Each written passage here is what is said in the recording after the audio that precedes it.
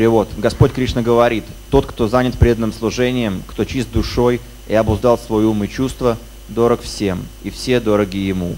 Хотя такой человек всегда поглощен деятельностью, он никогда не бывает связан ее последствиями. Комментарий Шрилы Прабхупады. Тот, кто пытается обрести освобождение, действуя в сознании Кришны, очень дорог каждому живому существу. И все существа дороги ему. Причина этого в том, что такой человек обладает сознанием Кришны. Ему известно, что живые существа неотделимы от Кришны, так же, как листья и ветви неотделимы от дерева. Он знает, что, поливая корни дерева, мы насыщаем влагой все его листья и ветки, а отправляя пищу в желудок, даем необходимую энергию всему организму. Поскольку тот, кто действует в сознании Кришны, служит таким образом всем живым существам, он очень дорог каждому. И поскольку все довольны его деятельностью, его сознание всегда остается чистым. Чистота сознания позволяет ему держать в повиновении ум, а управляя умом, он подчиняет себе чувства.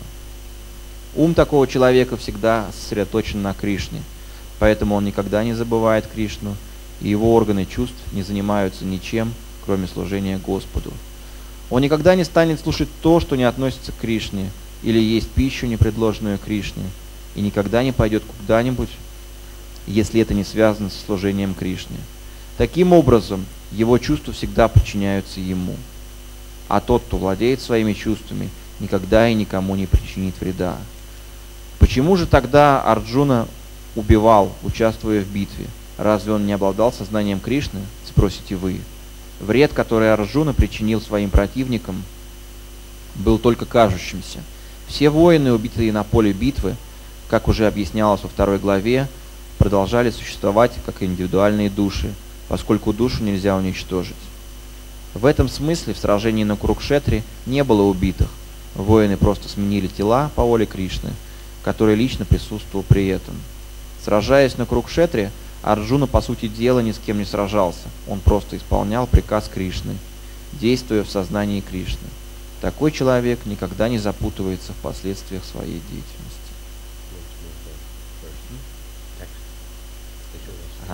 Да, еще раз, значит, текст. Тот, кто занят преданным служением, кто чист душой и обуздал свой ум и чувства, дорог всем, и все дороги ему. Хотя такой человек всегда поглощен деятельностью, он никогда не бывает связан ее последствиями. So in chapter 3 of Bhagavad Gita, Krishna says, Yagyartat karma yatra lokoyam karma bandhana tadartha karma kontya mukta sangha samachara. That one work done as a sacrifice for the Lord has to be performed, otherwise work binds one to this material world. В 3 главе Бхагавад-гиты Кришна говорит, что работа должна делаться как жертвоприношение, иначе работа привязывает того, кто ее делает, к материальному миру. Sacrifice to the Lord, that is sacrifice to Krishna. И так деятельность, которая делается как жертвоприношение Господу, это жертвоприношение Кришны. Krishna consciousness is a science of acting and working without creating karma. То есть сознание Кришны — это такое искусство и наука, как и действовать и работать, не создавая карму. That is called akarma. There is no karmic reaction for Krishna conscious activity. То есть такая деятельность, деятельность сознания Кришны, называется акарма, то есть та деятельность, которая не порождает кармических последствий. But activity or work which is not in Krishna consciousness creates karma. Но деятельность или работа, которая совершается вне сознания Кришны, она порождает карму. That's why it binds one to the material world, as Krishna says. И поэтому такая деятельность или работа привязывает делающего к материальному миру, как об этом говорит Кришна. It causes a living being to take birth again and again in different species of life. Такая деятельность побуждает живое существо рождаться вновь и вновь в различных формах жизни. In the human form of life, we have very special opportunity. И в человеческой форме жизни у нас совершенно уникальная возможность. Because human being has much more developed consciousness than other species like animals, birds, fishes, plants. Сознание человека гораздо более развито, чем сознание птиц, зверей. So that also brings responsibility. Это также накладывает на нас ответственность. If one in the human form, we find there are various scriptures which give guidelines how to act. Как люди мы встречаем множество священных писаний, которые дают нам путеводную нить, как действовать в этой жизни. We don't find such scriptures in animal species or bird species. Когда мы находимся в телах животных или птиц, мы не встречаемся с такими священными писаниями. Just like in human society, there are also laws and courts. В человеческом обществе существуют законы, существуют суды. We don't find law books for insects, for example. Для насекомых не существует сводов законов. If a dog crosses the road in the wrong place, например, если собака перебегает по красному сигналу светофора дорогу, he will not be punished. Эту собаку не накажут. But a human being is expected to know the law. Но человек, от него ожидается, что он знает закон. If he crosses in the wrong place, he may be fined or punished. Если он переходит дорогу в неположенном месте, он будет наказан. So in the same way, there are laws of God. И таким же образом существуют законы Бога. If animal doesn't have to follow specific laws of God. А животному нет необходимости следовать каким-то особенным законам Бога. Of course, he is under the control of his senses. Животное находится под контролем своих чувств. But he doesn't create more karma. Но он не создает кармы. Оно не создает кармы. Rather, the dog is gradually diminishing the karma which he created while in the human form. А наоборот, собака отрабатывает карму, которую она создала в человеческой форме жизни, находясь. So in this way, his karma is being reduced, and he comes back to the human. Gradually rises through different species and comes back to the human form. То есть живое существо, будучи в теле в собаке, оно наоборот отрабатывает карму, которую оно создавало ранее, и оно обретает возможность опять родиться в теле человека. Maybe not directly from dog, but he can go up through different species. Может быть, не непосредственно после смерти в теле собаки, но постепенно возвышаясь к телу человека. Prabhupada did mention that from the forms of monkey, lion, and cow, the next birth is human.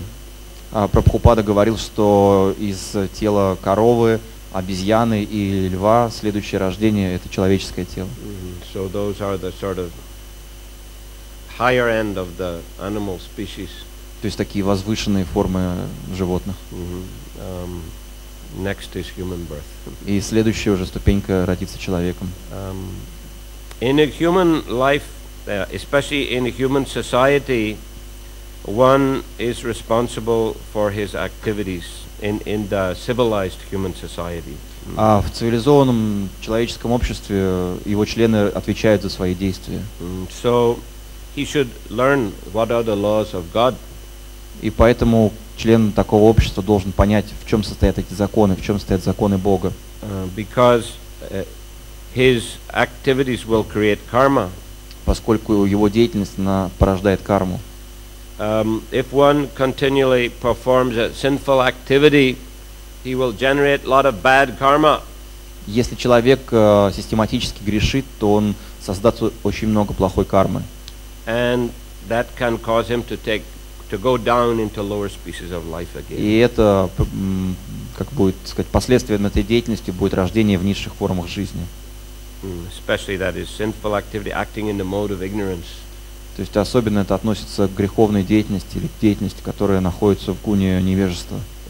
Mode of passion is better than mode of ignorance. Несколько лучше действия в гуне страсти. Acting, continuing in the mode of passion will cause one to take birth again, probably in human form, but in some very passionate situation like Moscow, for example, or any big city in the Если world. человек действует в основном в гуне страсти, то это, скорее всего, приведет его к рождению опять в человеческом обществе, но в такой какой-то атмосфере очень суетной, например, как в Москве. So constantly having to rush here and there, Все время надо спешить, куда-то бежать. many kind of anxiety in the mind, Очень много беспокойств в уме, many kind of material desires. желаний очень много. So can it be peaceful? Успокоиться очень трудно. Acting in the mode of goodness is better than the mode of passion. Еще лучше действовать в гуне благости. Persons acting in the mode of goodness, generally they're vegetarians, they're quite regulated in their activities. Обычно эти люди придерживаются вегетарианства, их деятельность упорядочена. That way they may perform yoga or some kind of, sattvic activity.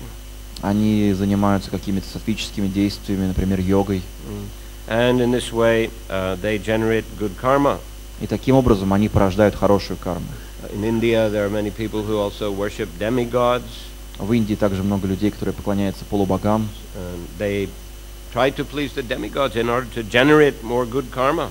Они стараются умилостивить полубогов, чтобы создавать хорошую карму. With the hope of going to the heavenly planets. И они надеются попасть в рай. The planets are the planets of various demigods. На райские планеты, где находятся различные полубоги. But that's certainly much better than sinful activity or activity in passion or ignorance. Конечно же, это гораздо лучше, чем грешить или находиться в гунах невежества и страсти. But in Bhagavad Gita, Krishna is not teaching us how to perform pious material activities. Но в Бхагавад-гите нас Кришна учит совсем не этому, не тому, как осуществлять благочестивую материальную деятельность.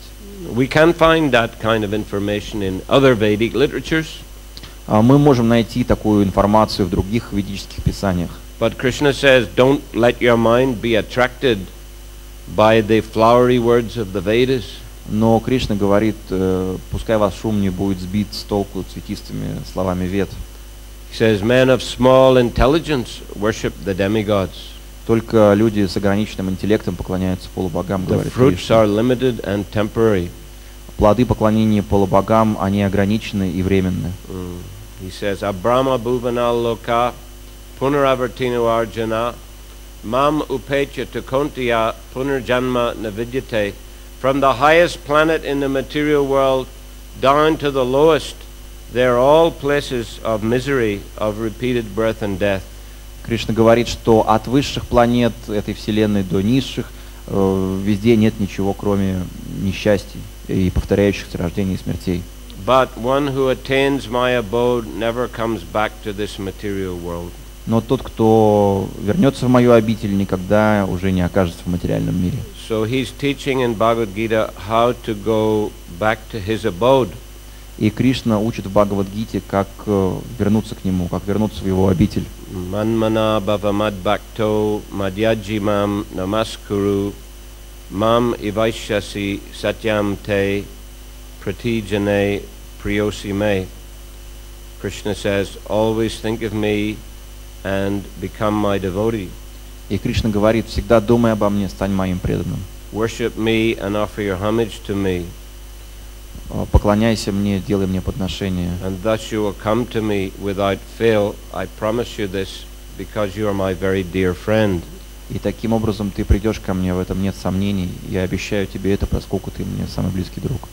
So the karmis, they are persons who are creating karma by acting either in goodness, passion or ignorance. То есть карми — это те люди, которые создают карму, действуя в невежестве, в страсти и благости. The Gyanis and impersonalists, they understand that. Гьяни и имперсоналисты, они понимают это. But they think that the way to get free from karma is to stop acting. Но они считают, что путь освободиться от кармы — это перестать действовать. Stop thinking, stop speaking. Не думать, не говорить. Just meditate on Brahman. Просто медитировать на Брахман. Merge one's soul into the impersonal aspect of the Supreme. И растворить свою душу в персональном аспекте Всевышнего. And Prabhupada gives, or he cites an example given by the impersonalists. И он цитирует пример, который приводит, Прабхупада цитирует пример, который приводят имперсоналисты. That a living being is like a water pot, clay water pot. А живое существо подобно глиняному горшку для воды. When the water pot is empty and you hit it with a stick, then dong dong dong, there's a lot of noise, ringing noise. Когда горшок пустой, вы стучите по нему палкой, то очень такой звонкий звук слышите. When it is full of water and you hit it, then no noise. А когда он наполнен водой, вы стучите по нему палкой, то шума такого нет, звона нет. So they say that when a living being has no spiritual understanding or knowledge, then he's always acting and speaking. И имперсоналисты говорят, что когда живое существо не обладает каким-то знанием и пониманием, то он просто говорит и действует. But when he becomes spiritually realized, then he stops acting and he stops talking. Но когда на него снисходит духовное прозрение, то он перестает говорить и действовать. So Prabhupada said this is not a valid example. И Прабхупада говорит, что это, как сказать, не очень точный пример. Совсем не точно. Совсем не. That we are, a living being is not a static object like a water pot. То есть живое существо это не какой-то неподвижный объект. Его нельзя сравнить с горшком глиняным. But a living being is dynamic. Живое существо, оно находится постоянно в движении, в динамике. He is full of energy. Живое существо наполнено энергией. Right from childhood. С детства. We are always busy doing something. Мы всегда заняты, мы всегда что-то делаем. Krishna himself says, one cannot cease from activity even for a moment.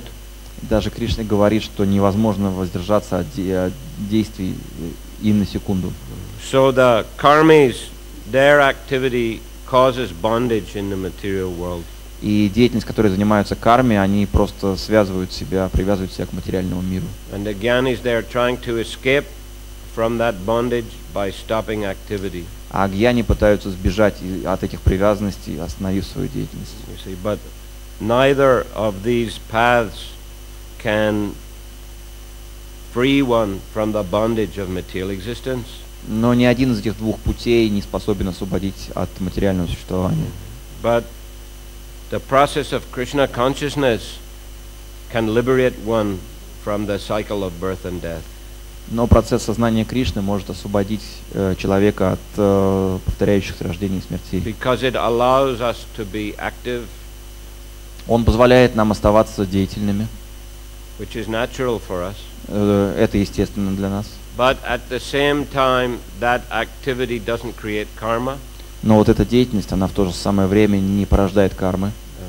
That activity makes us more attached to Krishna, more connected to Krishna. И более того, эта деятельность привязывает нас к Кришне. Because all the activities of the devotees are in Krishna consciousness. Потому что все действия, которые совершают преданных, они находятся в сознании Кришны. Маччата мадгата прана бодхаянтас параспарам катаянтас чамам нитьям тушантича романтича. Krishna says, the thoughts of my pure devotees dwell in me. Мысли моего чистого преданного сосредоточены на мне, говорит Кришна. Their lives are surrendered to me. Их жизни посвящены мне. And they derive great satisfaction and bliss from enlightening one another and conversing about me. И они получают громадное наслаждение, общаясь друг с другом обо мне и просвещая друг друга. So our energy is manifested on the level of the body and the level of the speech and the level of the mind. Энергия в нас проявляется на уровне тела, ума и речи. So that verse, Krishna is saying, yes, on these three levels, the devotee is always acting in Krishna consciousness. И Кришна говорит, что на каждом из этих трех уровней преданные действуют в сознании Кришны. So that is the science of Bhakti Yoga. Вот такова наука бхакти-йоги. How to use all one's thoughts, words and deeds in the service of Krishna. А как использовать все, что мы делаем, все, о чем мы думаем в служении Кришны. Just like the tridandi carried by sannyasis. То есть, например, саньяси носят с собой триданди. Tridandi means the thoughts and words and deeds are offered to Krishna. То есть это значит, что слова, мысли и деяния посвящены Кришне. This principle is not only for those in the sannyas order, but for all devotees. Но также этот принцип относится не только к саньяси, но и ко всем преданным. Prabhupada said the real sannyas is not just a question of carrying a danda and the color of the cloth, it is a question of the consciousness. А Прабхупада говорил, что настоящая саньяса это не о том, в каком цвете вы одеты, не о том, что вы носите данду или нет, а о вашем сознании. How to always be busy in activities of bhakti yoga, thus using thoughts, words and deeds in the service of Krishna. То есть смысл о том, как всегда быть занятым в бхакти-йоге, используя свои мысли, деяния и слова. So this is the principle here in this verse also. И также в этом тексте подобный принцип, этот же принцип описывается. One who works in devotion, who is a pure soul and controls his mind and senses is dear to everyone and everyone is dear to him. А тот, кто занят преданным служением, кто чист душой, обуздал свой ум и чувства, дорог всем и все дороги ему. Though always working, such a man is never entangled. Хотя такой человек всегда поглощен деятельностью, он никогда не бывает связан ее последствиями. So how do we control our mind and senses? Как же контролировать чувства и ум? By always keeping them busy in devotional service. А просто всегда задействовать их в преданном служении. Just as Шрила Прабхупада gave the example of Ambarish Maharaj. И тут Прабхупада приводит пример Амбариша Махараджа. It's described in the 9th canto of Bhagavatam and Savaimana Krishna Padaravindayor. Vachangsi Vaikunta Gunarna Varnane Koror Harer Mandira Marja Madishu Shutim Chakarachata Satkatodaye. That Ambarish Maharaj always engaged his mind in thinking of Krishna. Это говорится в 9-й песне Бхагаватам, что Амбариш Махарадж всегда занимал свой ум, размышляя о Кришне. His speech in glorifying the Lord. Свою речь прославляя Господа. His hands to clean the temple of the Lord. Своими руками он мыл храм Господа. And his ears to hear the glories of the Lord and the holy name of the Lord. Его уши всегда внимали прославлением Господа. And his eyes to see the beautiful deities. Его глаза смотрели на прекрасные божества. His arms to embrace the devotees and serve the devotees. Его руки обнимали преданных и служили преданным. His sense of smell to smell the flowers offered to the Lord. Свое обоняние он задействовал, вдыхая аромат цветов, предложенных Господу. His tongue to taste tulsi leaves and prasadam offered to the Lord. Язык он использовал, чтобы чувствовать вкус прасада и листьев тулси, которые были предложены Господу. His legs to walk to the holy places of the Lord. Свои ноги он использовал, чтобы направлять их в святые места, связанные с Господом. His head in bowing down before the deity of the Lord. А голову он склонял перед божествами. His desires to satisfy the desires of the Lord. И его желания были удовлетворить желания Господа. So in this way he was always absorbed using his mind and speech and senses in service of the Lord. И таким образом он всегда задействовал свой ум, свою речь и свои чувства в служении Господу. So that is the way to control the senses. Вот таким образом мы можем контролировать чувства.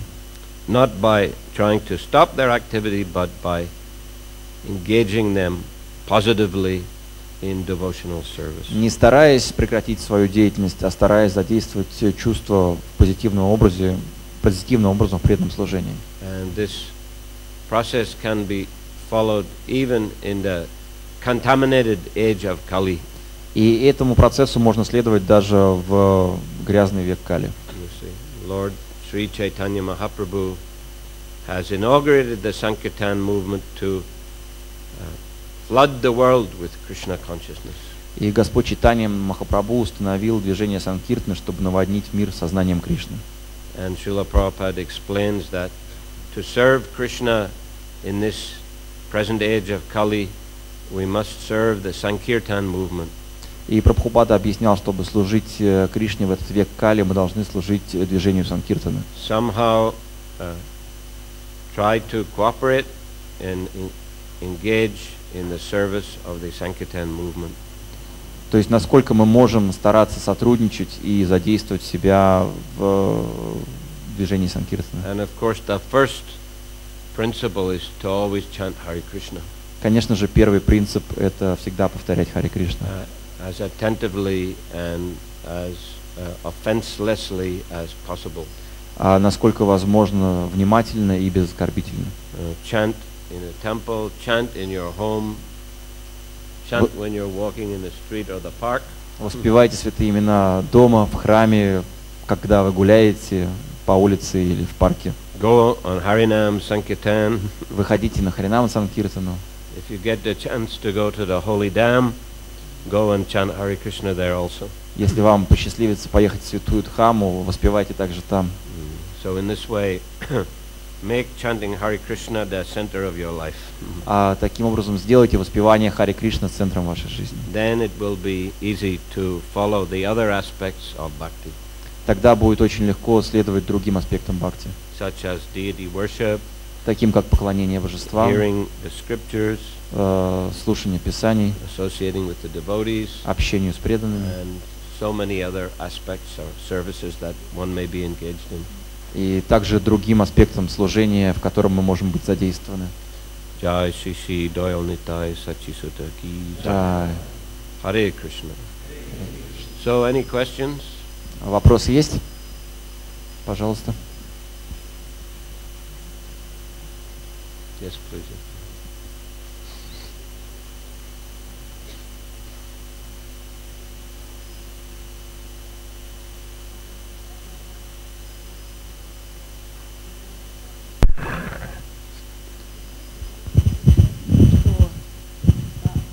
Он сказал, что ему было такое откровение, что вот сейчас в Исконе есть преданные, которые пришли с Вайкунтхи, чтобы помочь движению Санкиртана Господа Чайтаньи. Вот. Но я хотела просто спросить, как вот вы думаете, есть такое? Well, if he says it, it must be true. Но если Индрадюна с вами так говорит, наверное, это правда. And Prabhupada also said that my spiritual master Bhактиведанта Mэнor, Saraswati Thakur, he has sent so many souls to help me spread this Krishna consciousness movement. И Прабхупада говорил, что мой духовный учитель Бхактиведанта Сарасвати Тхакур, он послал так много душ мне, чтобы помогать распространять это движение сознания Кришны. Hare Krishna.